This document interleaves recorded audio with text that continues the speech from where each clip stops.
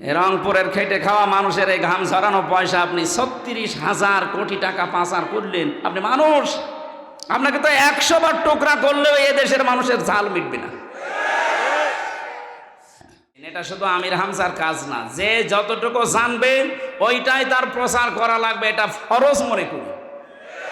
বাংলাদেশে দায়িত্ব যদি যিনি ছিলেন পালিয়েছে তিনি সহ যে যেখানে আমরা আছি মুসলমান যারা দাবি করি, প্রত্যেকে নবীর এই কথাকে যদি ফরজ মনে করে পালন করতে পারতাম, এই 15.5 বছরে কোনো কোরআনের মাহফিল বন্ধ হতো না।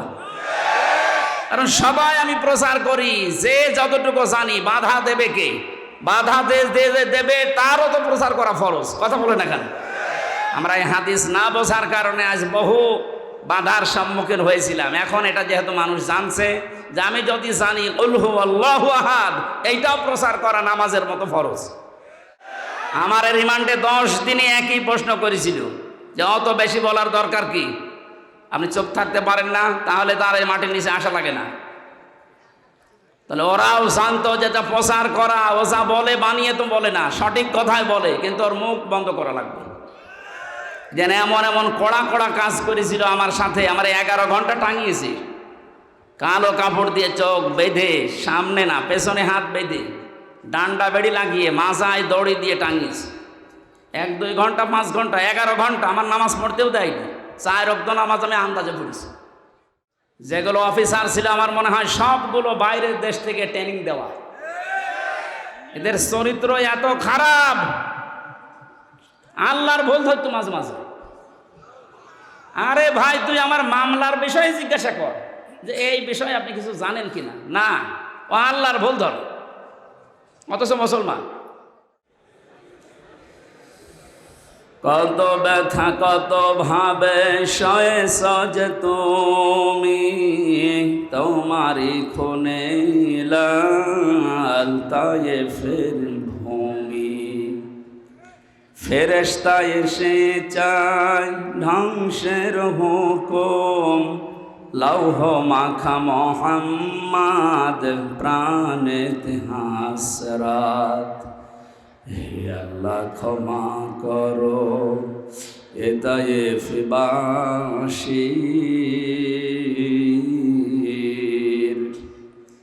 এরা বোঝেনি তো আমি যে মোহাম্মদ, হৃদয়ে মোহাম্মদ।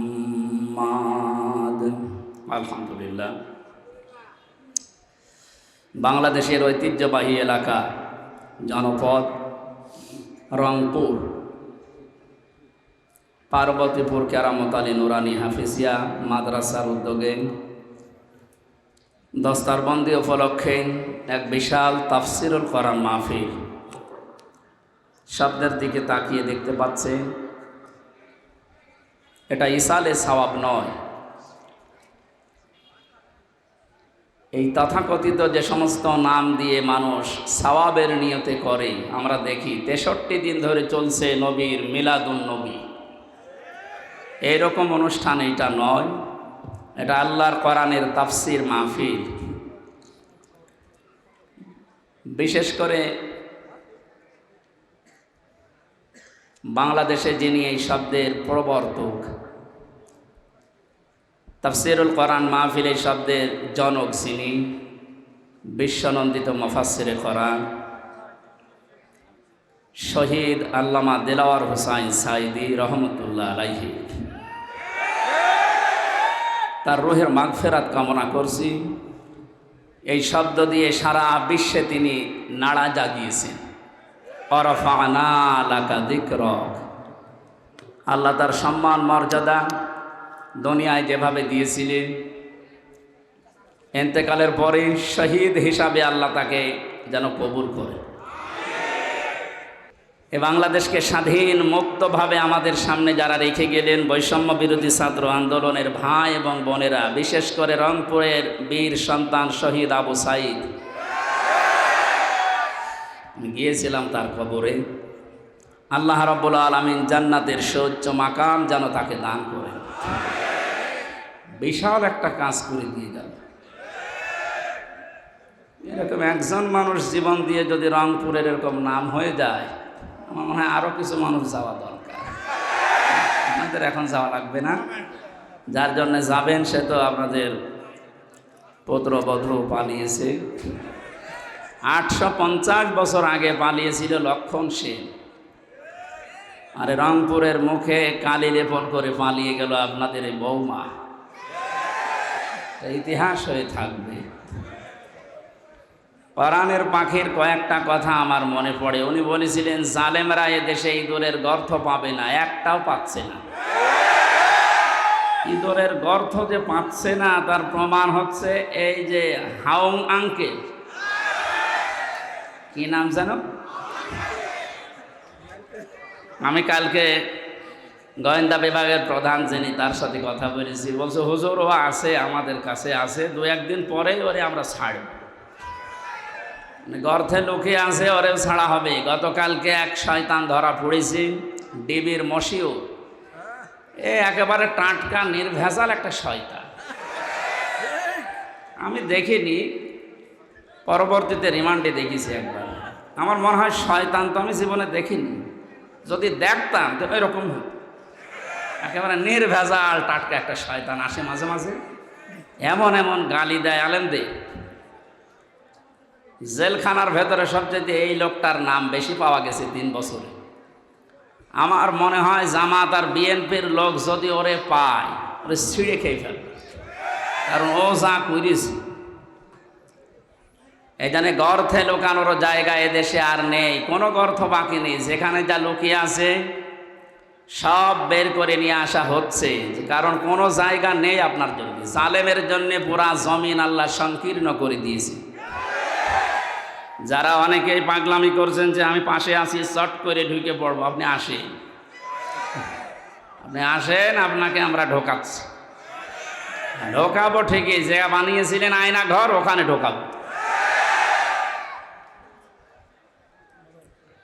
সুতরাং সবাইকে নিয়ে আমরা আল্লাহর দরবারে শুকরিয়া জানাচ্ছি যে স্বাধীন একটা মুক্ত জায়গায় আমরা এখন কোরআনের অনুষ্ঠান কোনো বাধা বিপত্তি ছাড়াই, অনুমতি ছাড়াই করতে পারছি।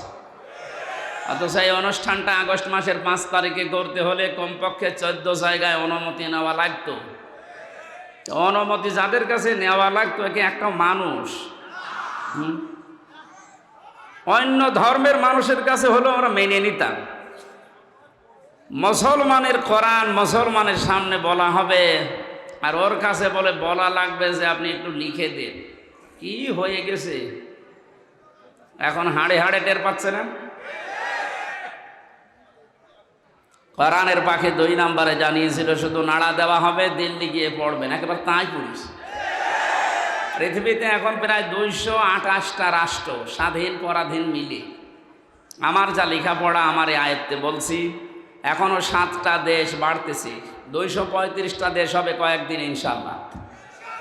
7 সিস্টার ভেঙে যাচ্ছে না? ওরা পাকিস্তান থেকে আমাদেরকে আলাদা করেছে, এই জন্যে নাকি ওরা আমাদের পরম বন্ধু। তা আমরা আপনাদেরকে আরো 7টা দেশ বের করে দিচ্ছি, আমরা আপনাদের বড় বন্ধু। আপনারা 1 ভাগ করে যদি বন্ধু হন, আমরা কয় ভাগ করছি? আরো বেশি হবে। কারণ উনি বলেছিলেন যে বাবরি মসজিদ যেভাবে টুকরা টুকরা করেছেন আল্লাহর এই ঘরকে, ভারত এত টুকরা করবে আল্লাহ ইনশাআল্লাহ। অত টুকরা হলেও অসুবিধা নেই। অনেকে মনে করে তাহলে রাষ্ট্র হয়ে যাবে এক জেলার মতো। হ্যাঁ, সিঙ্গাপুরে গেলাম, এই মাথা থেকে ওই মাথা মাত্র 43 কিলোমিটার। মাত্র 43 কিলোমিটার যদি একটা দেশ হয়, ভারতের তো 100টা দেশ হওয়া দরকার। হবে ইনশাআল্লাহ। তাহলে ভারতে আমার মনে হয় যেভাবে বাড়তেছে দেশ, 235টাও থাকবে না, 335টা হয়ে যাবে।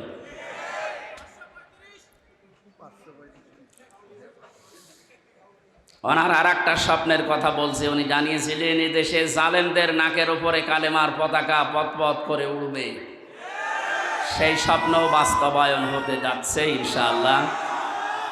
আমরা কোরআনে কারিম থেকে যে আয়াত পড়েছি তাফসীর আকারে কথা বলার চেষ্টা চালাবো।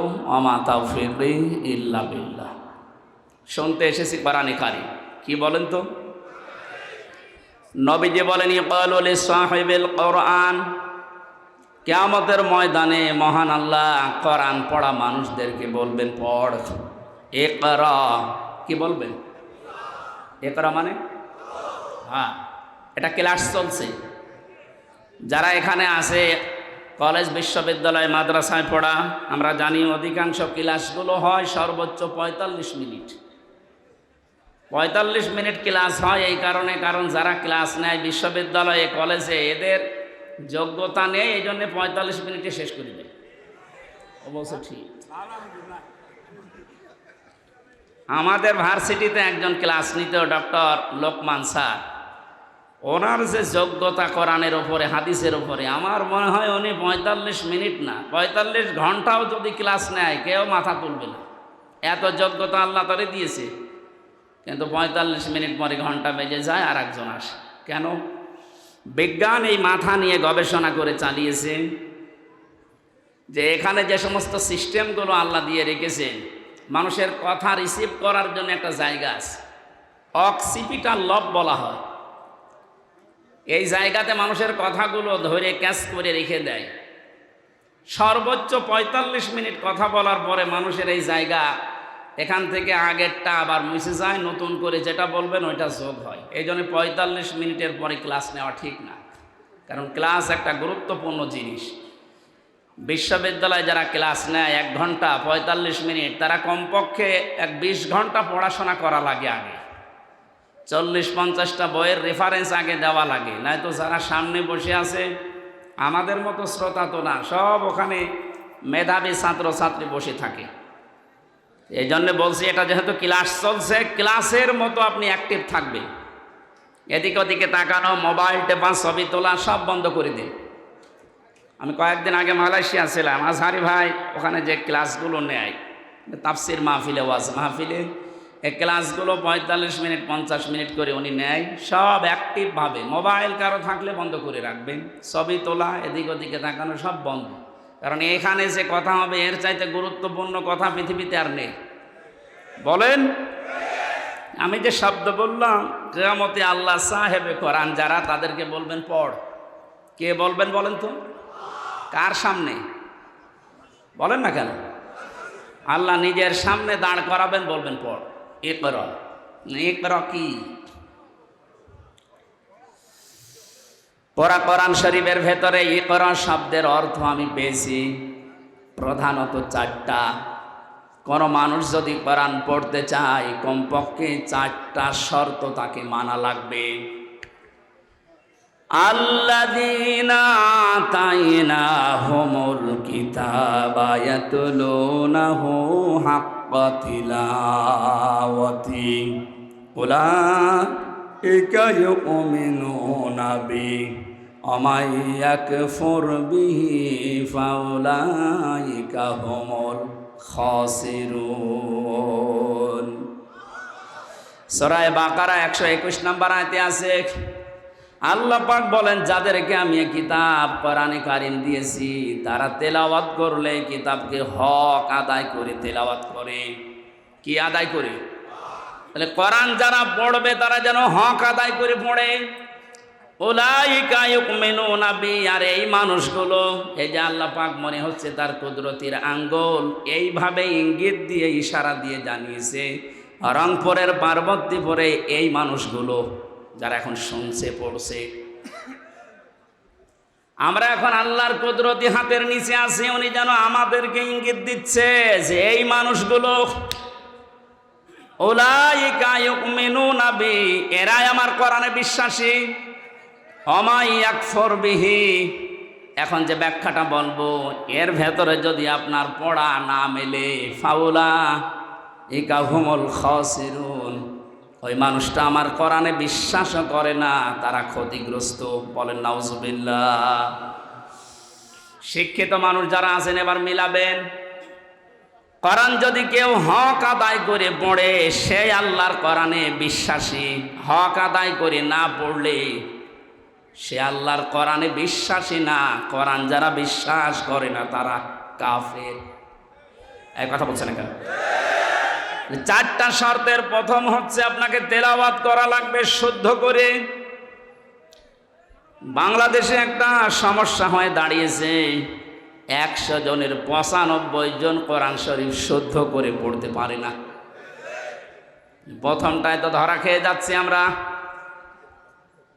এজন্য শিক্ষা ব্যবস্থা যেখানে যেটা আছে, সে মাদ্রাসার নাম হোক, স্কুলের নাম হোক, মডেল নাম হোক, কিন্ডারগার্টেন হোক, যাই হোক, এখানে 100 মার্কের কোরআনে কারিম আমরা বাধ্যতামূলক চাই। আমরা কোরআনে কারিম হক আদায় করে পড়তে হলে এটা শুদ্ধ করে পড়ার নিয়ম করতে হবে। শিক্ষা ব্যবস্থায় 15.5 বছরে এমন ভাবে ধ্বংস করে দিয়েছে, আমি একটা একটা করে পয়েন্ট আকারে বলতে গেলে আপনি এখনই উঠে দাঁড়িয়ে পড়বেন। এই জন্য আমরা যেখানে যে প্রতিষ্ঠান গড়ে তুলছি, আজকের এই যে নোরানি ক্যাডেট হাফেজিয়া মাদ্রাসা, এখানে আমি জানি শুদ্ধ করে পড়ানো হয়। আরাতিলিল কোরআন তারতিলা, আল্লাহ পাক বলেন কোরআন পড়তে হলে স্পষ্টভাবে, সহি শুদ্ধভাবে, তারতিলের সাথে থেমে থেমে পড়ো। এই নির্দেশ কার? তাহলে আমরা প্রথম বুঝলাম, 1 নম্বরে যদি কেউ কোরআন পড়তে চায় হক আদায় করে, তাকে শুদ্ধ করে পড়া লাগবে। দ্বিতীয় নম্বরে, শুধু শুদ্ধ করে পড়লেই হবে না, এটা আপনাকে বুঝতে হবে। ফেরাউন তার রাজত্বে নিজেকে খোদা দাবি করার জন্য যে পয়েন্টগুলো সামনে এনেছিল, সেটার দ্বিতীয় পয়েন্ট ছিল এই, আসমানি কিতাব জনগণকে বুঝতে দেওয়া যাবে না। আমার মনে হয় 1000 বছর পর অনেকেই হামানের মতো মন্ত্রীর পরামর্শে, উপদেষ্টাদের পরামর্শে, লেডি ফিরাউন দুনিয়ায় যারা এসেছিল, তারাও আল্লাহর আসমানি কিতাব কোরআনে কারিমকে বোঝার পথ বন্ধ করে দিচ্ছিল। মানে দিয়েছে। কোরআন বোঝার মতো কোনো ইনস্টিটিউট দেশে খোলা হয় না, কোরআন গবেষণা করার মতো কোনো প্রতিষ্ঠান দেশে বানানো হয় না। লালনের জীবনী গবেষণা করার জন্য একাডেমি বানিয়েছে। লালন গবেষণাগার বানানো হয় এদেশে, লালন একাডেমি তৈরি করা হয়, অথচ কোরআনের একটা শব্দ নিয়ে আপনি চিন্তা ভাবনা করে নতুন কোনো তথ্য বের করবেন, সেরকম কোনো প্রতিষ্ঠান এদেশে নেই। দুঃখজনক হলেও সত্য, আমরা 96% মুসলমান। কত ভাগ? 96%। 96% আমাদের দরকার নেই। গত পরশু দিনের আন্তর্জাতিক একটা রিপোর্ট পেয়েছি, এদেশে এখন 100 জনের 14 জন মানুষ যারা বিদায় নিয়েছে, জালেম স্বৈরাচারী, এদের পক্ষে এখনো পর্যন্ত সাফাই গাচ্ছে। 100 জনের জবান খোলেন না কেন?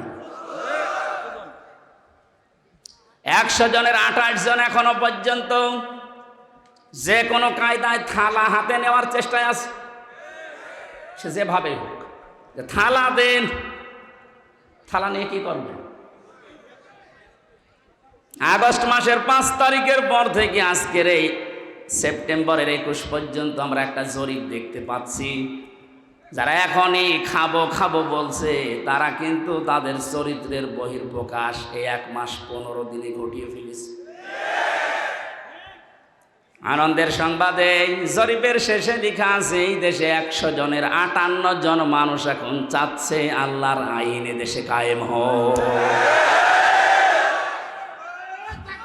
ভাই কথা বোঝার চেষ্টা করেন ভাই, তাকবীর পরে দিয়ে। যে মানুষগুলো চাচ্ছে দেশে 100 ভাগের 58 জন মানুষ আল্লাহর জমিনে আল্লাহর দিন কায়েম হয়ে যাক, তাহলে যে যার অধিকার ফিরে পাবে, তাদের মুখ দিয়েই শোনেন। তারা বলছে, ভাই ওনাদেরকে একটু সময় দেন না কেন? কেবল মাত্র 1515 বছরের, একদিন 2 দিন না, 15.5 বছরে সব উলট পালট করে রেখে গেছে। যারা দায়িত্ব নিয়েছে তাদের প্রতিদিনের বক্তব্য এটা যে হাত দেব কোথায়, যেখানে হাত দেয় সেখানে দুর্নীতি। একটা দেশ কত বড় দুর্নীতিগ্রস্ত হলে কেন্দ্রীয় মসজিদের ইমাম পর্যন্ত পালিয়ে যায়। এ চোরাই আবার কালকে এসেছিল, পিটানি খেয়ে বিদায় নিয়েছে। মসজিদের ইমাম পালিয়ে গেছে, ও যদি আবার ফিরে আসলে এই রকম অবস্থা হয়, তুমি চট করে ঢুকে পড়বা, আর তোমার কিছুই হবে না। আসো, কথা বলেন না কেন? কিচ্ছু লাগবে না ভাই, যে খায় তাদেরকে দিয়ে দেন। এই কথা বলবেন না, যে যেখানে আছেন ওখানে বসেন। এক লোক বিবাহ করার পরে বাসর রাতে স্ত্রী রেখে একটু বাইরে গেছে। দাদি শাশুড়ি এসে বলছে, কি গো, আমার পুতি চাই। বউ বলছে, দাদি শাশুড়ি আপনি দোয়া করেন, আপনাকে সংবাদ আমি দেব। কিছুক্ষণ পরে শাশুড়ি এসে বলছে, কি গো বৌমা, আমার নাতি চাই। বলছে, মা আপনি দোয়া করেন। কিছুক্ষণ পরে ননদ আর দেবর এসে বলছে, ভাবি তুমি যাই করো আমাদের কিন্তু ভাতিজা চাই। ভাবি বলছে, তোমরা দোয়া করো, আমার সময় দাও। স্বামী এবার এসে বলছে, বউ তুমি কি করবা আমি জানি না, আমার বেবি চাই। বউ আবার মুখ তুলে বলছে, তোমরা কি সব পাগলের বংশ? বিয়ে করে এখন কেবল বাসর ঘরে, কিছুই হয়নি। এরপরে 10 মাস 10 দিন তো সময় দেবেন। আপনি আগেই বেবি চান, আগেই কেউ নাতি চাই, কেউ পতি চাই, কেউ ভাতিজা চাই। আমি কি ডাউনলোড করে নিয়ে আসবো? আমার সময় দেবেন না? 15.5 বছর কি করেছে আপনি জানেন? একটা চেয়ারও দুর্নীতির বাইরে নেই। যেইটারে মনে করতাম না এটা আল্লাহওয়ালা মানুষ দরবেশ, ওইটা আরো বড় খারাপ। দাড়ি কেটে নম হয়ে গেছে। সর্বোচ্চ দুর্নীতি এই লোকটার 36,000 কোটি টাকা। আপনি কল্পনায় আনতে পারবেন না। রংপুর বিভাগের মানুষ তো এমনি গরিব, এদেরকে একটা নাম মানুষ দিয়েছে কেন জানি না, সে যে নামই হোক, কিন্তু আপনারা সহজ সরল, মানে সহজ সরল এত। আজকে গাড়ি নিয়ে আসার সময় হরেন দিচ্ছি, ও তাকিয়ে দেখ একটু সরে যাবে তো, মানে এত সহজ সরল হলে পারা যায়। গার উপরে যে গাড়ি উঠে পড়বে না, আগে দেখে নিচ্ছে, হুজুরের গাড়ি বলে একটু সাইড দিই। আমার মনে হয় অন্যের গাড়ি হলে আগে দেখে দাঁড়িয়ে থাকতো যে নেন আমার গায়ে ধাক্কা মারে। একদিকে আপনারা গরিব আর একদিকে সহজ সরল। নবীজি জানিয়েছেন ধনীদের চাইতে গরিব মানুষ 500 বছর আগে জান্নাতে যাবে। এই হিসাবে বলা যায় যে চাচা জান্নাতেই আছে নাকি?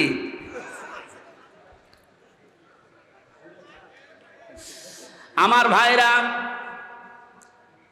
যারা দায়িত্ব পেয়েছে, সংস্কারের জন্য যখন ছাত্ররা আপনাদের হাতে দিয়েছে, খুব তাড়াতাড়ি করেন, এদেশের কোনো চেয়ার যেন বাকি না থাকে, সবগুলো সংস্কার করেন। কারণ এই জালেমদের দোসর এইগুলো। 1628টা চেয়ার ছিল বাংলাদেশে, মেন চেয়ার, এই চেয়ার না, ওইগুলো, ওই চেয়ারগুলো দিয়ে এ দেশ পরিচালিত হতো, আর ডিরেকশন আর তো দাদার কাছ থেকে। সুতরাং আমরা চাই এদেশের এই 1628টা চেয়ারের একটা চেয়ারেও যেন কোনো জালেম না থাকে, জালেমের দোসররা না থাকে, সবগুলো সংস্কার করে নতুন মানুষ এনে বসা। হ্যাঁ, কথা বলেন না কেন? এটা করার জন্য আপনাকে সময় কিছুদিন দেওয়া লাগবে না, 10 মাস 10 দিন, নাই তো কি ফ্ল্যাক্স লোড করে নিয়ে আসবে। এখনই খালি বারবার যে দেন থালা, থালা দেন, থালা নিয়ে করবেন কি? যদি আবার ছেড়ে দেয় তাহলে এই 15 বছরের মতো দিনের ভোট রাতি হয়ে যাবে। এজন্য সংস্কার যখন চলছে, আমরা আহ্বান জানাই যারা দায়িত্বে আছেন, আপনারা একটা সম্মানজনক সময় নিয়ে তাড়াতাড়ি সংস্কার করেন। একটা জালেমের দোসরকেও আমরা আর দেখতে চাই না। আল্লামা মামুনুল হক কয়েকদিন আগে ঘোষণা দিয়েছেন, এই দেশে যেই মানুষগুলো জুলুম করেছে 1628টা, এর বাকি যারা জেলায়, উপজেলায়, থানায়, ইউনিয়নে যারা জালেম বলে চিহ্নিত, এদের ছবি মোড়ে মোড়ে টাঙিয়ে দেন, যেন জালেমরা কিয়ামতের আগে দেশে আসতে না পারে। এই দাবি আপনারা করেন না? কিয়ামতের আগে দেশে আর জালেমরা আসতে পারবে না, সব ছবি টাঙিয়ে দেন, আসুক। শর্ট করে ঢুকবে, আমরাও শর্ট করে ধরবো, শর্ট করে আর একেবারে আয়না ঘরে লাগিয়ে দেব। আমি 10 দিন ছিলাম মাত্র, এই আমার জীবন অতিষ্ঠ হয়ে গিয়েছিল। আর ব্যারিস্টার আরমান 8 বছর। আপনি ভাবতে পারেন কত বড় কঠিন জায়গা এটা। মুফতি ফখরুল ইসলাম আমার সাথে ছিল জেলখানায়। উনি বলছিল আমার যখন এই আয়না ঘরে নিয়ে যায়, মাটির নিচে এই পায়ের ভেতর দিয়ে হাত উপর দিয়ে দিয়ে সামনে যে রডের বেড়া দেওয়া আছে, এই রডের সাথে দিয়ে হাত তালা লাগিয়ে দিত। আপনি যেহেতু কায়দ হবেন না, সেই কায়দা নেই। আমারে বলতো, হামজা ভাই, আমার মাঝে মাঝে মনে হতো আল্লাহ হয় মরণ দাও, না একটু শোয়ার ব্যবস্থা করে দাও। এই যে শুয়ে থাকা, এটা যে কত বড় নিয়ামত আল্লাহর, আমি ওই কতদিনে টের পেয়েছি। হাত যদি শুধু বেঁধে রাখতো তাও তো ঘুমানো যায়। হাতে পায়ের ভেতর দেয়, সামনের দিকে রডের বেড়া ওর সাথে লাগিয়ে তালা লাগিয়ে দেয়। দেখ, 1.5 মিনিট সময় দেয় টয়লেট করার জন্য। আর খাবার যা দেয় মনে হয় কেউ মাখিয়ে রেখেছে, ওইটাই এনে দেয়। খালে খান, না খেলে মরে যাও। মানে মরে গেলে তো আর অসুবিধা নেই, কেউ তো জানে না যে ও আছে কিনা, এমনি মানুষ মরে যায়। আমার নাই ভেতরে কোরআন শরীফ ছিল, প্রতিনিয়ত আমি কোরআন শরীফ পড়তাম আর বিভিন্ন দৃশ্য ভুলে থাকতাম। কিন্তু যারা হাফেজ না, কোরআন শরীফ নেই, তাদের কি অবস্থায় 8টা বছর কেটেছে বলেন তো। আমার 3 বছরই যেতে চাই না, আমার ডায়াবেটিস হয়ে গেছে, অথচ আমার শরীর চলে না। এই শরীরে ডায়াবেটিস হলে মেনে নেওয়া যায়? কি কষ্ট দিয়েছিল ওই মানুষগুলোকে। আমার মনে হচ্ছে এই দেশের 18 কোটি মানুষ যদি এই জালেমকে মাফ করে দেয়, ব্যারিস্টার আরমানের বউ জীবনও মাফ করবে। আপনারা করে দেন আপনাদের বৌমা, তা আমাদের বউ, আমার বউ তো মাফ করবে না। কারণ 3 বছর আপনি তার থেকে কি অবস্থায় রাখলেন। আমারই জেলে দিলে কোনো সমস্যা না, জেলে দিলে 7 দিন পর পর দেখা করা যায়, কথা বলা যায় মোবাইলে। আর আমার একেবারে বিচ্ছিন্ন, সরকারি মোবাইল তো কল্পনাই করা যায় না। দায়িত্বে যেগুলো দিত সবগুলো হিন্দু, সুভাষ দাস, সুব্রত বালা, দেবদাস, দেবদুলা, এই নাম শুনলেই মনে হচ্ছে যে এ কিছু না কিছু করবে। এসে 24 ঘন্টা পায়ের কাছে হাতের কাছে বসে থাকতো। আমি তো কারোর সাথে কথা বলবো না। সবচাইতে বেশি ঝামেলায় লেগেছিল আমারে আর মাওলানা মামুনুল হক। আপনি কেন করলেন এইটা? এমনিতে জেলে দিতেন, আটকিয়ে রাখতেন, রাখেন। এই কয়েকদিন আগে আমার মামলা সব খারিজ হয়ে গেছে। মানে আগস্টের 5 তারিখের পরে যেই মামলা তুলেছে সব খারিজ করে দিয়েছে বিচারপতি। বলছে কি দেখে মামলার বিচার করবো, এর ভেতরে কোনো মাল নেই, যা। আমি বলতে গেলাম যে বিচারপতি, এ 3 বছর তো আপনার কাছেই ছিল, তখন তো বলেননি যে কোনো মাল নেই, এখন বলছেন কোনো মাল নেই, কি দেখে বিচার করবো। উনি এইটাই বলতো যে হুজুর আমার হাত বাঁধা ছিল। কি ছিল? এখন আমার হাত খোলা আছে, এখন আর তো কেউ বাধা দেওয়ার মতো নেই। এখন সত্যটা আমি সত্য বলে জানিয়ে দিলাম যে আপনি নির্দোষ, কোনো দোষ আপনার আমি পাইনি। আমার মনে হয় এদেশে 1628টা চেয়ার যে আছে, শুধু একটা চেয়ারের হাত খোলা ছিল, আর বাকি 1627টা চেয়ারের হাত বাঁধা ছিল। যারা লাফাতো এই কাকু থেকে শুরু করে হাসাও মাহমুদ থেকে, প্রত্যেকটা খালি আন্দাজে চাপা পিটাত। ওদের কথায় বার্তায় কোনো মিল নেই। ওই একজনের শুধু হাত খোলা, উনি যা বলবে ওদের বলে আজকে এখন দিনে রাত 11টা 10 বাজে, ও যদি বলতো দিনের 11টা 10, এ জালেমের দোসরগুলো বলতো ঠিক আছে। এইরকম অবস্থায় পৌঁছিয়েছিল দেশটা। সেখান থেকে অন্তত আস্তে আস্তে যখন হাত খোলা আরম্ভ হয়েছে, আমরা চাই এদেশে কিয়ামতের আগে যেন আর কারো হাত বাঁধা না হয়। যে যেখানে আছে সব হাত খোলা থাকবে আবু সাইদের মতো। কথা বলেন ঠিক কিনা? দরুদ পড়ছি, সালাম পাঠাচ্ছি আমাদের নবী মুহাম্মদুর রাসূলুল্লাহ সাল্লাল্লাহু আলাইহি ওয়াসাল্লামের প্রতি। তার প্রথম শব্দই ছিল কিয়ামতের দিন আল্লাহ মানুষকে বলবেন পড়। পড়ার শর্ত বলছিলাম কয়টা? 1 নম্বরে পড়তে হবে শুদ্ধ করে, 2 নম্বরে বুঝতে হবে এই পড়া বিষয়টা। আমি ছোটবেলায় যখন 9-10-এ পড়তাম, ওই সময় একটা ছেলে পড়াতাম কুষ্টিয়াতে। একটা ছেলে আমার কাছে পড়ে, আমাদের ছোট নদী চলে বাঁকে বাঁকে।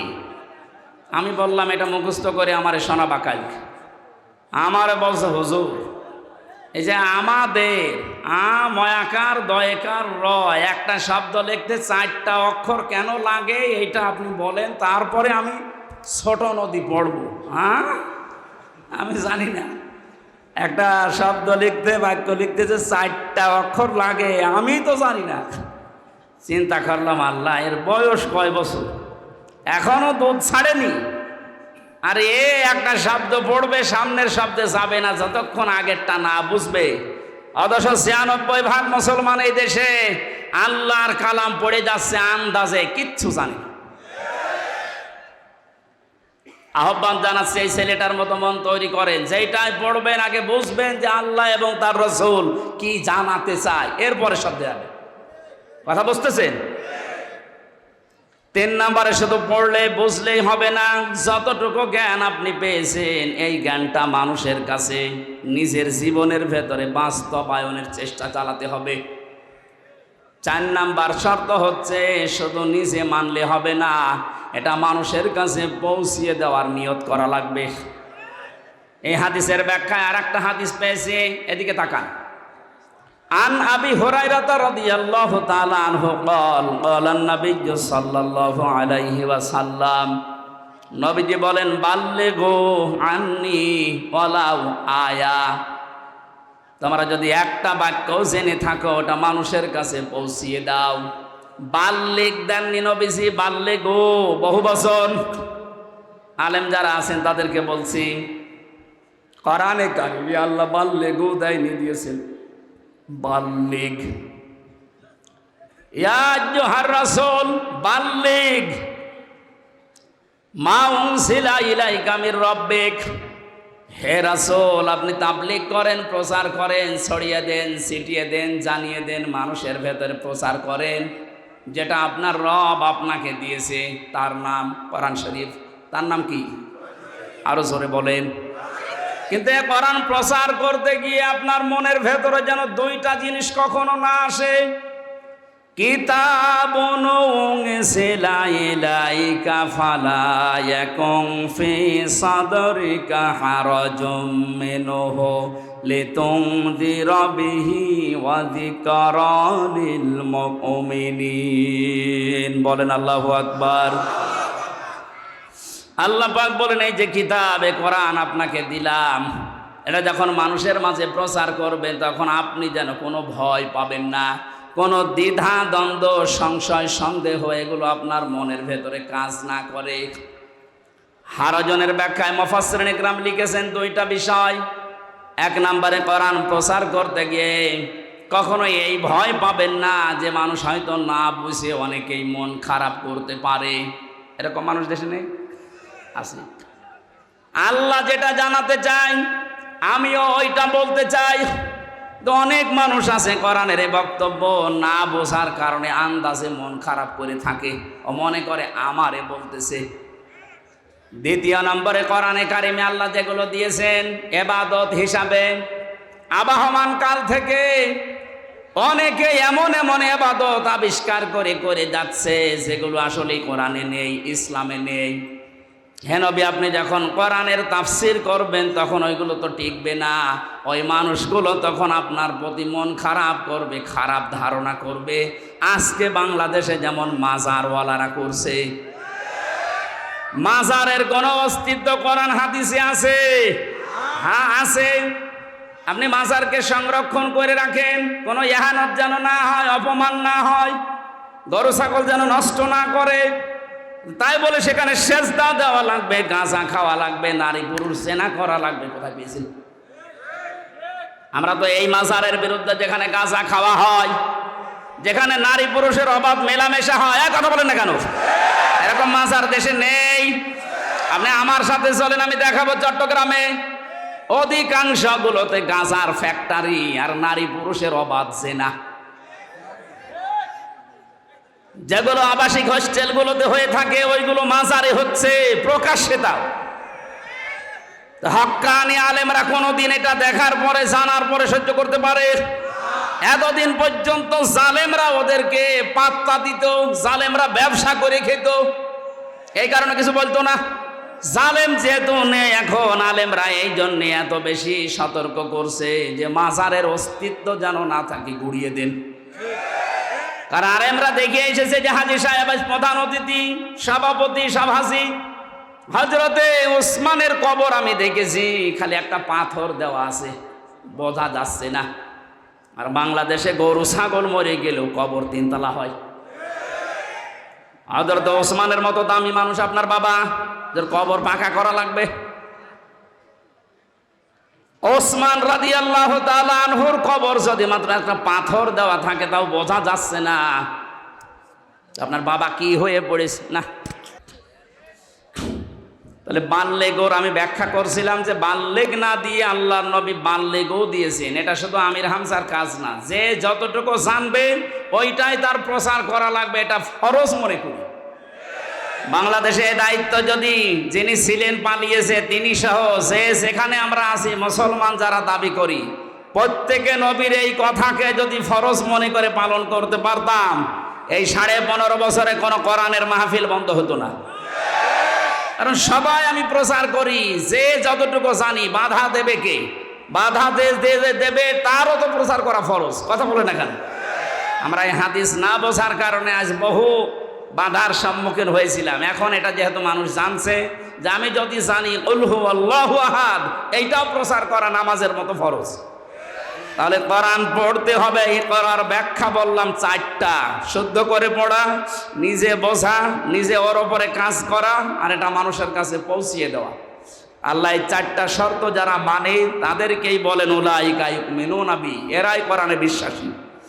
আর এই 4টা যারা মানে না, শুদ্ধ করে হয়তো পড়ায় কিন্তু বোঝে না, বুঝলেও হয়তো ওটা জীবনে মানে না, মানলেও এটা যে প্রচার করা লাগবে এই কাজে সে নেই, এটাকে সে ফিতনা মনে করে না। প্রচার করতে গেলে না জানে আবার কে কি মনে করে, মন খারাপ করে কিনা, না বুঝে আবার উল্টাপাল্টা ধারণা আসে কিনা, সমস্যা হয় কিনা, এই জন্যই তো অনেকে চুপ থাকে।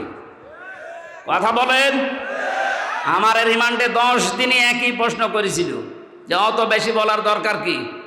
আপনি চুপ থাকতে পারেন না, তাহলে তার এই মাটির নিচে আসা লাগে না। তাহলে ওরাও জানতো যেটা প্রচার করা, ও যা বলে বানিয়ে তো বলে না, সঠিক কথাই বলে, কিন্তু ওর মুখ বন্ধ করা লাগবে।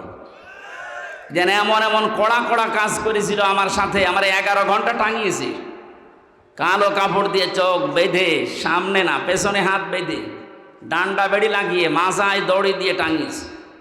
1-2 ঘন্টা 5 ঘন্টা 11 ঘন্টা আমার নামাজ পড়তেও দেয়নি। 4 ওয়াক্ত নামাজ আমি আন্দাজে পড়েছি, কারণ সব বাধা। 1.5 মিনিট 2 মিনিট সময় দিতে খালি পোশাক করে আসে, মাটির নিচে তো কিছু বোঝা যায় না। এরপরে শেষে যখন আর রাজি হয়নি, বলছে এই আকিজ গ্রুপে আমি চাকরি করতাম, আকিজের বিরুদ্ধে বলা লাগবে। সর্বশেষ বলেছিল জামাতে ইসলামী বাংলাদেশ এবং ছাত্র শিবিরের বিরুদ্ধে যে কথাগুলো লিখে দিলাম, ওরা জঙ্গি সংগঠন, এগুলো বলা লাগবে। যদি না বলেন আপনার বউ তুলে নিয়ে আনবে। বলেন কোথায় ওদের চরিত্র পৌঁছিয়েছে? যেগুলো অফিসার ছিল আমার মনে হয় সবগুলো বাইরের দেশ থেকে ট্রেনিং দেওয়া। এদের চরিত্র এত খারাপ, আল্লাহর ভুল ধরতো মাঝে মাঝে। আরে ভাই, তুই আমার মামলার বিষয়ে জিজ্ঞাসা কর যে এই বিষয়ে আপনি কিছু জানেন কিনা। না, ও আল্লাহর ভুল ধর। অথচ মুসলমান, নাম জাহিদুল ইসলাম, নাম আতিকুল ইসলাম, শেখ ইমরান, ডিসি মান্না, আসাদুজ্জামান, মনিরুল ইসলাম, কি সুন্দর সুন্দর নাম লিখেছে। আসাদুজ্জামান মানে কি? জামানার বাঘ। মনিরুল ইসলাম স্ট্যাটাস দিয়েছে কালকে, এই শয়তানরা যদি দেশের মানুষ ধরতে পারে, জঙ্গির নাটক সাজিয়ে বিনা কারণে হাজার হাজার মানুষের জীবন নষ্ট করছে। জঙ্গি কিসের জঙ্গি? হ্যাঁ, ওরা নিজেরাই জঙ্গি। এই দোষটাকে অন্যের ঘাড়ে চাপিয়ে কি করে দেশের ইসলামপন্থী যারা আছে তাদেরকে কাবু করা লাগবে, ঘায়েল করা লাগবে। আর বাইরের দেশকে এই ইস্যুটা কাজে লাগিয়ে কিভাবে অবৈধ ক্ষমতায় থাকা যায়, আসলে কিচ্ছু না। 3 বছরে তো আমি কোনো জঙ্গি পাইনি। কয়েকজন আছে জেলখানা একটু উগ্র, জঙ্গি না। জঙ্গি কোথায় পাচ্ছেন দেশে? কিছু উগ্র মানুষ আছে, এই মানুষগুলোকে এরা জঙ্গি বলে বাইরের দেশকে দেখায় যে এদেশে আছে, আমরা যদি না থাকি এ দেশ জাহান্নাম হয়ে যাবে। তোমরা থেকে কি করেছো? খালি টাকা পাচার করেছো, টাকাগুলো সব ফেরত নিয়ে আসা হবে। এ দাবি আপনি করেন না? কারো টাকা বাইরে না থাকবে, সব টাকা ফেরত নিয়ে আসা হবে। যারা টাকা আনতে পারবে না তাদের বউ ছেলে মেয়ে সব রাষ্ট্রের কাজে লাগানো হবে। আর ওদের 14 বংশ এদেশে অবৈধ ঘোষণা করা হবে যদি টাকা বাইরে থেকে না নিয়ে আসতে পারে। টাকা আপনার বাবার টাকা নাকি? রংপুরের খেটে খাওয়া মানুষের এই ঘাম ঝরানো পয়সা আপনি 36,000 কোটি টাকা পাচার করলেন। আপনি মানুষ, আপনাকে তো 100 বার টোকরা করলেও এ দেশের মানুষের ঝাল মিটবে না। কালকে বাংলাদেশের সর্বোচ্চ জায়গায় যারা আছে তাদের ভেতরে একজন, আমি নাম নিলাম না, উনি ঘোষণা দিয়েছেন আল্লামা সাঈদীকে যেভাবে ফাঁসি দেওয়া হয়েছিল বিনা দোষে বিনা কারণে, ফাঁসির রায় দিতে তো পারেনি, শেষে যাবজ্জীবন দিয়েছে, আমৃত্যু দিয়েছে। কিন্তু যারা দিয়েছে ওদের বিরুদ্ধে একটাও মিথ্যা কথা বলা লাগবে না, শুধু সত্য কথা দিয়েও যদি বিচার করা যায় তাহলে 1000 বার ওকে ফাঁসি দেওয়া যাবে। 1000 বার। কি করেছেন আপনি নিজে নিজে ভাবে। অনেকে বলছে যে কিছুই করেনি, পদ্মা সেতু বানালো। কিসের পদ্মা সেতু বানিয়েছে? যা মেরে খেয়েছে। এই যে মসজিদের নাম বলে 560টা মসজিদ, আপনি জানেন সঠিক ইতিহাস? সৌদি আরব টাকা দিয়েছে, সেই টাকা দিয়ে মসজিদ বানিয়ে নিজের বাবার স্বপ্ন বলে চালাচ্ছে। যত স্বপ্ন সব তোমার বাবা দেখেছে, আর আমরা কি ঘুমাই? আমাদের স্বপ্ন নেই? কোরআনের পাখির যে স্বপ্ন ছিল ওই স্বপ্ন এখন বাস্তবে রূপ আসতেছে ইনশাআল্লাহ। যখন 100 জনের 58 জন চাচ্ছে, আর কিছুদিন যেতে দেন, এই দেশের 100 জনের 100 জন মানুষই চাইবে আল্লাহর কোরআন দিয়ে দেশ চলুক। কারণ 53 বছর তো আমরা দেখলাম, একটু শোনেন, 53 বছরে বাবা চালিয়েছে, স্বামী চালিয়েছে, চাচা চালিয়েছে, ভাবি চালিয়েছে, বোনও চালিয়েছে, বাবু চালায়নি। আমরা দেখলাম কি হয়। এখন শুধু বাকি আছে আল্লাহর এই কোরআন দিয়ে দেশ চললে কেমন দেখা যায়, এটা আমরা দেখতে চাই। এই কথা বলেন না কেন? এটা দেখতে চাই না? এটা দেখবেন, এটা যদি কায়েম হয় তখন বুঝবেন যে কেমন সুন্দরভাবে দেশ চলছে। কেউ না খেয়ে থাকবেন ইনশাল্লাহ। আমরা যতটুকু আশা পাচ্ছি, দেখতে পাচ্ছি ভরসার জায়গা, এদেশের মানুষ যদি আর কয়েক % বেড়ে যায়, আর বাড়বে আমি ইচ্ছা করে আশা করছি। কারণ কয়েকদিন আগে 10 জন মুসলমান হয়ে গেল দিনাজপুরে, এর আগে 2 জন চুয়াডাঙ্গা, এর আগে 1 জন গাইবান্ধা, এর আগে 1 জন এই চট্টগ্রামের কি লালদিঘি। হতেই আছে অমুসলিমরা, আর মুসলমানরা তো একেবারে ছোট জালেম আর মাঝারি জালেম ফিরে আসতেছে। কারণ বড়গুলো তো সব তালিকা করা, ও আসবে না। আমার কুষ্টিয়ার যে 2 জন ছিল তালিকা, কোথায় যে পালিয়েছে, ওর বাড়ির ইট পর্যন্ত মানুষ খুলে নিয়ে চলে গেছে, পায়খানার প্যানও খুলে নিয়ে গেছে। যা, আমার মাঝে মাঝে মনে হয় আবু জেহেলের বাড়ি যদি পায়খানা হতে পারে, কারণ ও ওখানে বসে বসে সলা পরামর্শ করত নবীর বিরুদ্ধে, ইসলামের বিরুদ্ধে। কথা বলেন না কেন? এই জন্য আল্লাহ ওই জায়গাটাকে অভিশপ্ত করে দিয়েছে। ওই জায়গাটাও এখন ইন্টারন্যাশনাল পায়খানা। আমি হজে যখন ওপর দিয়ে ঘুরছিলাম, আমার পেটে ব্যথা করছি, হঠাৎ ওই জায়গায় গেলাম, যে দাঁড়িয়ে আছে, এক পুলিশকে বলছি, হে ভাই আমার তো পেটে ব্যথা করছে, এতক্ষণ তো ভালোই ছিলাম। আমারে বলছে, ইয়া হাজি ওর হজ্জা, তাই না বিলাদুটা। হাজি দেশ কোথায়? যে তুমি বাংলাদেশ।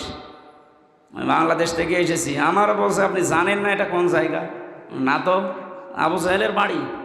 আপনি এখনও পায়খানা না করে দাঁড়িয়েছেন, তাড়াতাড়ি করে। ওই কাজ করে দেখে আমার পেটের ব্যথা ভালো হয়ে গেছে। তার মানে আল্লাহ আমাকে বোঝাতে চাইছে যে হামজা, এত লক্ষ টাকা খরচ করে আসলে আর ওই শয়তানের মুখে পায়খানা না করে চলে যাবা, তাড়াতাড়ি কর।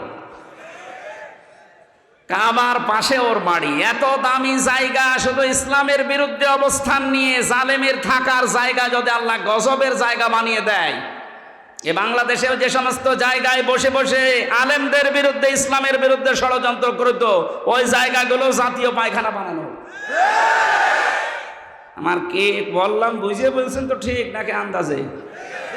আবু জাহেলের বাড়ির সাথে এ বাড়ির যাদের মিল আছে, সে যে নম্বরই হোক, এই নম্বরগুলো আমরা পায়খানা বানাতে চাই, সারা বিশ্বের মানুষ দেশ দেখতে আসবে আর জানবে যে এই জায়গায় গেলে পেটে ব্যথা হবে। হ্যাঁ, কথা বলে না কেন? কারণ এই গজবের জায়গা এগুলো, যেখানে ইসলামের বিরুদ্ধে ষড়যন্ত্র হয়তো বসে বসে দুর্বিসন্ধি করত, কি করে আলেমদের ফাঁসি দেওয়া যায়, কি করে আলেমদের আটক করে রাখা যায়। মামলাটা আমার 31 বার উঠেছিল, জামিন দেয়নি, অথচ জালেম চলে যাওয়ার পরেই মামলা তুলেছি, কোনো কিচ্ছু নেই, একবারে খালাস করে দিয়েছি। তার মানে ওর হাত ছিল। বিচারপতি বারবার বলতো আমার কাছে কেন আসেন, হাইকোর্টের বিচারপতি বলছে আমার কাছে কেন আসেন, আমার হাত বাঁধা। উপর থেকে যতক্ষণ পর্যন্ত আল্লাহর ওই অলি সিগন্যাল না দেবে কিছুই করার নেই। কোথায় ছিলাম আমরা, বিচার ব্যবস্থাকে কোথায় পৌঁছিয়ে দিয়েছে। আজকে প্রধান বিচারপতি যে কথাগুলো জানিয়েছে, আমার মনে হয় এই কথাগুলো বাংলাদেশে অতি শীঘ্রই অতি দ্রুত কার্যকারী করা দরকার। তাহলে ন্যায় বিচার এদেশে কায়েম হবে ইনশাআল্লাহ। যারা দায়িত্বে আছে আল্লাহ তাদেরকে ওমরের মতো যেন বানিয়ে দেন, বলেন আমিন। আমরা হাদিসের এখনো 5-6টা শব্দ ছিল সামনে, অরত্তিল কামা কুংতা তুরত্তিল ফিদ দুনিয়া, এই শব্দগুলোর ব্যাখ্যা আপনারা আশপাশে যারা আলেম আছে এনাদের কাছে জেনে নিয়ে আমরা তাফসীরুল কোরআন মাহফিলে প্রবেশ করছি। সূরা নসর, কোন সূরা বলেন বলেন? নসর না নাসর? নুন সোয়াদ র, নাসরুন শব্দের শাব্দিক অর্থ হচ্ছে সাহায্য, আর নুন সিন র নাসর মানে ঈগল পাখি। এই জন্য যারা এই সূরাটা পড়তে গিয়ে সোয়াদ না বলে সিন দিয়ে উচ্চারণ করেন, আপনার কিন্তু নামাজ হবে না। কারণ নামাজ ভাঙার কারণ 19টা, তার ভেতরে প্রথম কারণ কোরআন যদি কেউ অশুদ্ধ পড়ে। এবার তেলাওয়াত করবেন শুদ্ধভাবে, আমরা প্রবেশ করছি। ফাউযু বিল্লাহি মিনাশ শাইতানির রাজিম, বিসমিল্লাহির রহমানির রহিম, ইযা জাআ নাসরুল্লাহি ওয়াল ফাত। সূরা নসরে 3টা আয়াত আল্লাহ দিয়েছেন। কোরআন শরীফে 3 আয়াত বিশিষ্ট সূরা আছে, 3টা, আসর, নসর আর কাউসার। কয়টা সূরা? এর ভেতরে মাত্র 3টা আয়াত আছে। আমার তো যতটুকু কোরআনের উপরে পড়াশোনা করা আছে, এই নসরের ভেতরে আল্লাহ এত কথা দিয়েছেন, তাফসীর আকারে যদি আমি কিয়ামত পর্যন্ত হায়াত পাই তাও এত কথা শেষ করা সম্ভব না। এত কথা এই সূরার ভেতরে আছে। নসর শব্দের শাব্দিক অর্থ সাহায্য। আল্লাহ বলেন যখন আসবে আমার সাহায্য তখন আপনি বিজয় দেখতে পাবেন। তাহলে বিজয় আসার শর্ত সাহায্য। বিজয় আসার শর্ত কি? এই 15.5 বছর পরে যে বিজয় এসেছে এটা আল্লাহর সাহায্যে এসেছে। মাধ্যম বৈষম্য বিরোধী ছাত্র আন্দোলনে যারা জীবন দিল এরা মাধ্যম, আর যারা 2700 এখনো হাসপাতালের বেডে কাতরাচ্ছে, আমরা এদেশের দায়িত্বে এখন যারা আছেন তাদেরকে আহ্বান জানাচ্ছি, বাংলাদেশে এখনো যারা হাসপাতালে কাতরায়, বিশেষ করে স্বাধীনতায় এই যুদ্ধে যারা আহত হয়েছে, প্রত্যেককেই যেন পুনর্বাসন করা হয় তা সঠিকভাবে এবং স্থায়ীভাবে। কথা বলেন ঠিক কিনা? এরা জীবন্ত শহীদ, কারো চোখ নেই, কারো পা নেই। আমি কুষ্টিয়া হাসপাতালে এই 6 তারিখে গিয়েছিলাম দেখার জন্য। 5 তারিখে স্বাধীন হয়েছে, 6 তারিখে সকালে গিয়ে দেখি একজনের অন্ডকোষ উড়ে গেছে, একজনের চোখ উড়ে গেছে। আমার যতটুকু সামর্থ্য ছিল আমার বাবার, আমি নিজের পক্ষ থেকে বাড়িগুলো ওই শহীদদের বাড়ি গিয়ে সাহায্য করে এসেছি। রাষ্ট্রকে আহ্বান জানাচ্ছে আপনারা এগিয়ে আসেন। এই দরবেশের টাকা এবং এই জালেমাদের টাকা পয়সা সবগুলো বাজেয়াপ্ত করে এদের পেছনে খরচ করে। আমার ভাইরা, এজন্য যে বিষয় আমরা পেয়েছি এটা আল্লাহর সাহায্যে, তাছাড়া সম্ভব ছিল না। 15.5 বছর এদেশে বহু মানুষ চেষ্টা চালিয়েছে, পারে নাই। আমার মনে হচ্ছে আবু সাইদ, মুগ্ধ, রায়হান, ইয়ামিন সহ এই ছেলে মেয়েদেরকে আমার আল্লাহ পাক এই দেশে আবাবিল পাখির মতো পাঠিয়েছে। ইযা জাআ নাসরুল্লাহি ওয়াল ফাত, যখন আসবে আল্লাহর সাহায্য, হে নবী আপনি বিজয় দেখতে পাবেন। আর বিজয় যখন আসবে, যে 7টা জিনিস পর পর দেখা যাবে, তার 1 নম্বরে অরাআইতান নাসা ইয়াদখুলুনা ফি দীনিল্লাহি আফওয়াজা। আপনি দেখতে পাবেন দলে দলে পালে পালে মানুষ ইসলামে প্রবেশ করছে।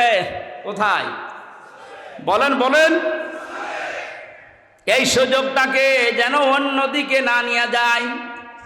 এই জন্য ফরিদপুর থেকে শুরু করে এই যে পঞ্চগড়ে অনেকে এখন কাজে লেগে পড়েছে বিভিন্ন মিশনারির নাম দিয়ে।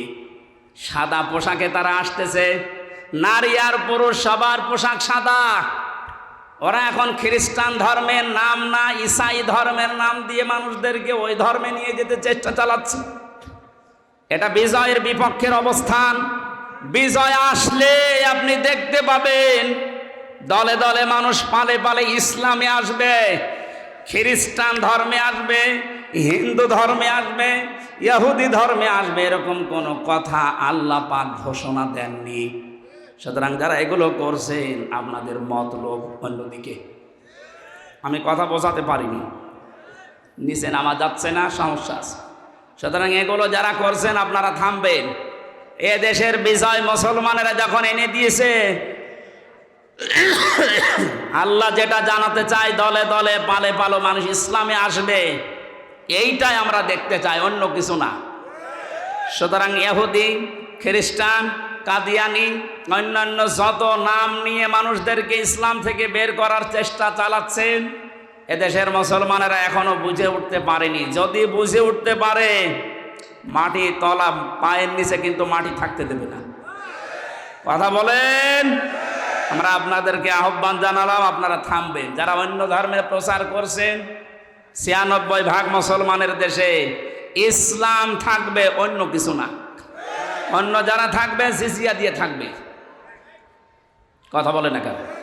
আপনারা যদি বসবাস করতে চান, হ্যাঁ ওয়েলকাম, স্বাগতম জানাচ্ছি, নিরাপত্তা দিয়ে রাখা হবে, কিন্তু নিজেদের ধর্ম ইসলামের উপরে চাপিয়ে দেবেন না। কারণ আল্লাহর সাহায্য যখন আসে তখন বিজয় আসে। এই আয়াত অনুযায়ী আমরা দেখতে পাচ্ছি বিজয় আসার প্রথম কাজ, মানুষ আসবে ইসলামে। কোথায়? আফওয়াজা শব্দের শাব্দিক অর্থ আলেম যারা আছে জিজ্ঞাসা করেন তো। দলে দলে পালে পালে মানুষ ইসলামে আসবে, এর প্রমাণিত এই যে দিনাজপুরের 10 জন মুসলমান হয়ে গেল। তা আপনি আবার কোত্থেকে কি ঈসাই ধর্ম নিয়ে আসতেছেন? এবার আসেন তো শব্দের দিকে তাকায়। আল্লাহ পাক বলেন, হে নবী, আপনি দেখতে পাবেন মানুষগুলো দলে দলে পালে পালে প্রবেশ করছে ফি দীনিল্লাহ, আল্লাহর দিনে। কার দিন? বলেন তো দিন কার? আরো জোরে। আমাদের নাকি দিন?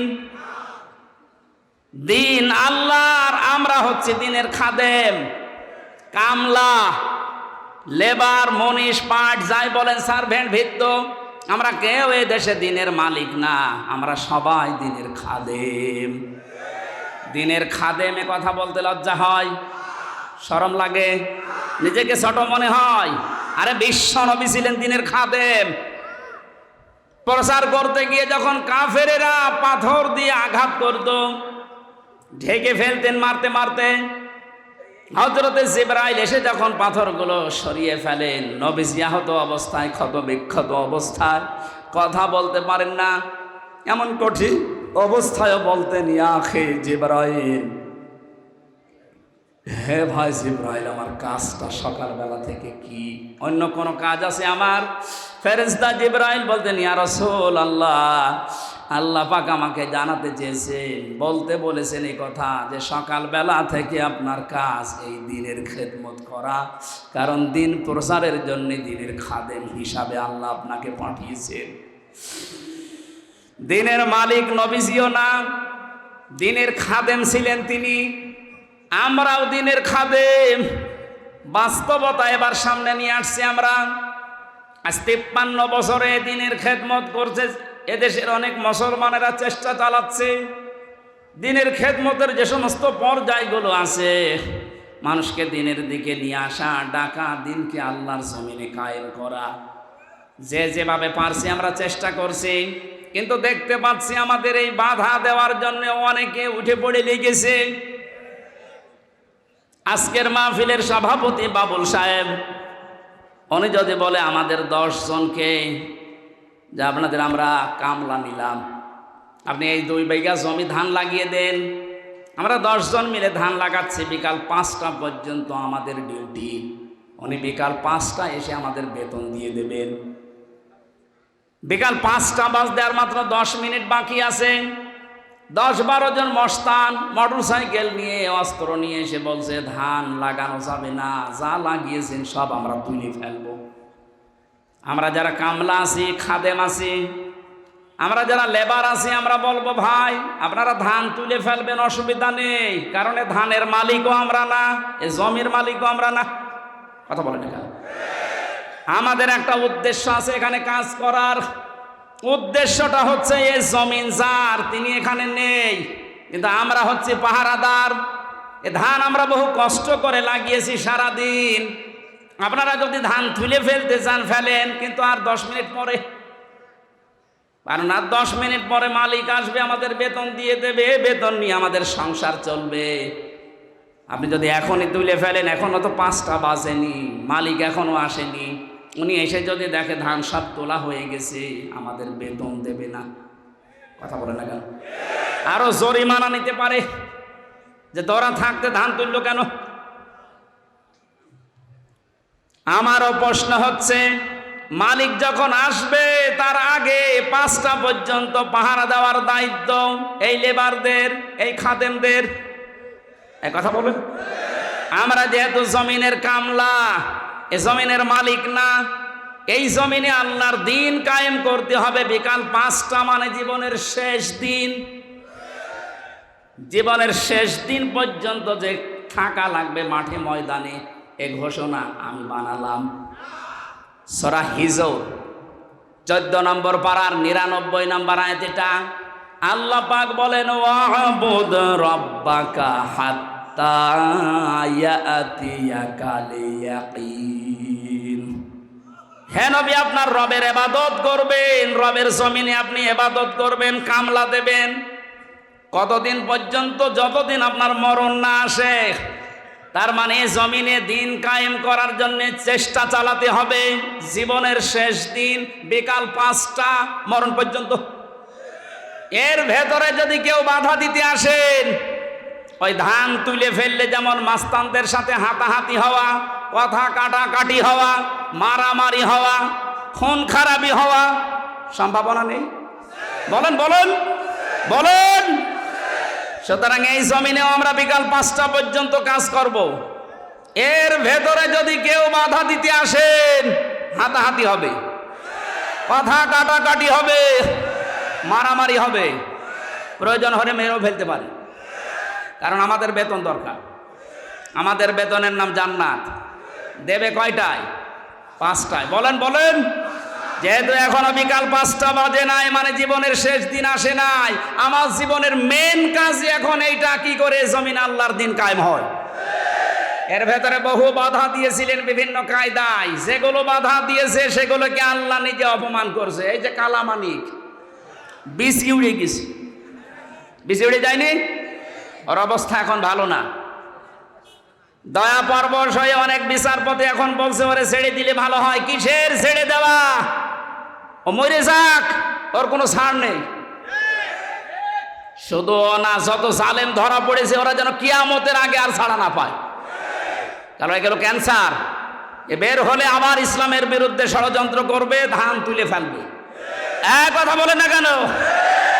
আমি জেলে বসে আছি আর আমার নামে তালিকা করেছে 116 জনের ভেতরে আমার নাম আছে। আরে বেটা, আমি তো বসে আছি 3 বছর। কত বড় শয়তান দেখেছেন? আর ওরা নাকি এখন ছেড়ে দেবে। কিসের ছেড়ে দেওয়া? কোনো ছাড় নেই এদের। যেহেতু আমরা বিকাল 5টা পর্যন্ত কাজ করছি, অনেক মস্তান হস্তান আসবে এ ধান তুলে ফেলতে। এ ধান লাগিয়ে বিকালে যখন মালিক আসবে বেতন দেবে, এরপরে বাড়ি। এর আগে জমিন ছাড়া যাবে। কারা কারা টিকে থাকবেন বিকাল 5টা পর্যন্ত দেখি? লিল্লাহে তাকবীর।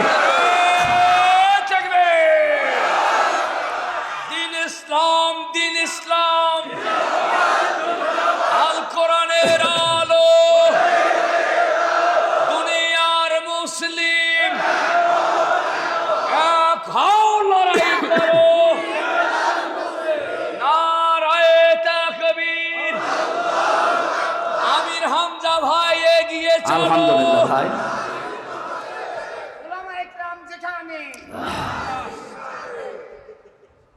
হ্যাঁ, আমাদের একজন উপদেষ্টা গতকালকে জানিয়েছেন এদেশকে সংস্কারের জন্য ওলামা একরামের ভূমিকা রাখতে হবে এবং রাখার সুযোগ দিতে হবে। সুতরাং ওনার কথায় আমি সাপোর্ট দিচ্ছি, এদেশে আলেমরা যেন ভালো ভালো জায়গায় যায়। ধর্ম উপদেষ্টা উনি ঘোষণা দিয়েছে এদেশের আলেম এবং মাদ্রাসায় যারা পড়ে শুধুমাত্র মাদ্রাসা আর মসজিদ নিয়ে থাকলে হবে না, স্বপ্ন দেখতে হবে কিভাবে রাষ্ট্র চালানো যায়। কোনো মহিলার দরকার নেই। আমরা চাই এই সমস্ত জায়গাতে যেন পুরুষ মানুষের এবং যে পুরুষ আল্লাহ রসুলকে বিশ্বাস করে দুনিয়া চলে তাদেরকে এই জায়গায় আমরা চাই। কথা বলেন। তাই বলে ফরিদউদ্দিন মাসুদের মতো মানুষ না, রুহুল আমিনের মতো মানুষ না, এগুলো আলেম নামে ক্যান্সার। ইসলামের সবচাইতে বড় ক্ষতি করেছে 15.5 বছরে এই জালেমগুলো। বাতিলের 5 আটা গোলামি করে কওমি জননী নাম দিয়ে কওমি মাদ্রাসার ইজ্জত মিরিস। 3 বছরে যত কওমি আলেম আমার সাথে ছিল অধিকাংশগুলো ওর নাম ধরে বরদোয়া করতো জেলখানায়।